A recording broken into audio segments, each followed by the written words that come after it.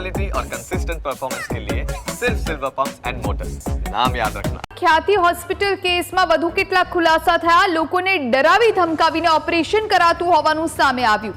30 થી 40% બ્લોકેજ હોવા છતાં 90% બ્લોકેજ હોવાનું કહી ઓપરેશન કરતા દર્દીઓને કહેતા કે તમારે ક્યાં પૈસા આપવાના છે, પૈસા તો સરકાર આપશે।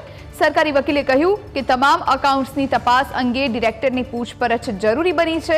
ખ્યાતિ હોસ્પિટલ ખોટમાં હતી, પણ નરોડા પાસે નવી હોસ્પિટલ શરૂ કરવાની વિચારણા હતી। નરોડા પાસે 100 બેડની હોસ્પિટલ ખોલવા વિચારણા ચાલી રહી હતી। આરોપી રાજશ્રી કોઠારીને કોર્ટમાં રજૂ કરવામાં આવી, જ્યાં સરકારી વકીલે આ દલીલો કરી। ગઈકાલે ક્રાઇમ બ્રાન્ચ રાજસ્થાનથી રાજશ્રી કોઠારીની ધરપકડ કરી ચૂકી છે અને ક્રાઇમ બ્રાન્ચે રાજશ્રી કોઠારીના 10 દિવસના રિમાન્ડની માંગ કરી છે।